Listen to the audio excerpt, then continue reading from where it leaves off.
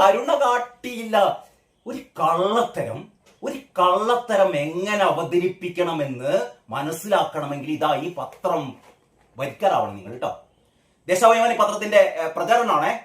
ഈ നാട്ടിലെല്ലാവരും ദേശാഭിമാനി പത്രം പൈസ കൊടുത്ത് വാങ്ങണം കേട്ടോ, വരിക്കാരാവണം. കാരണം എങ്ങനെ കള്ളത്തരം പറയാം, എങ്ങനെ കള്ളത്തരം അവതരിപ്പിക്കാം, എങ്ങനെ നല്ല രീതിയിൽ കള്ളത്തരം പറയാം, അതും അറിയില്ല കേട്ടോ. നല്ല രീതിയിൽ കള്ളത്തരം പറയാനൊന്നും വളിച്ച കള്ളത്തരങ്ങളെ പറയുള്ളൂ. മറിയക്കുട്ടിയമ്മക്ക് ഏറ്റവും വലിയ പണക്കാരിയാണ് മറിയക്കുട്ടിയമ്മ എന്ന് പറയുന്ന ടീമാണ് കേട്ടോ. പിറ്റേന്ന് ഇത് നടത്തി, ക്ഷമാപണമൊക്കെ നടത്തി. അങ്ങനെ എത്ര കള്ളത്തരങ്ങൾ സാജന്റെ ഭാര്യയെ കുറിച്ചുള്ള നടത്തിയ അപവാദ കഥകളൊക്കെ പറയാൻ തുടങ്ങിയാലുണ്ടല്ലോ.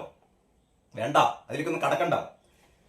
എന്നിട്ട് യൂത്ത് കോൺഗ്രസ് ജില്ലാ secretary PS Ajeesh Nath, general secretary Lal Roshan, panchayat അംഗം വിഷ്ണു ആനപ്പറ എന്നിവരുടെ നേതൃത്വത്തിലായിരുന്നു ക്രൂരത. ഇവരാണ് ഈ ആംബുലൻസിൽ ഈ രോഗിയെ കയറ്റാൻ സഹായിച്ചിട്ട് എത്രയും പെട്ടെന്ന് മെഡിക്കൽ കോളേജിലേക്ക് പറഞ്ഞയച്ചത്. ഇതും പറയുന്നുണ്ട് ഇന്നത്തെ TV ചാനലുകളിൽ ഈ മരിച്ച ബിനുവിന്റെ ബന്ധുക്കൾ.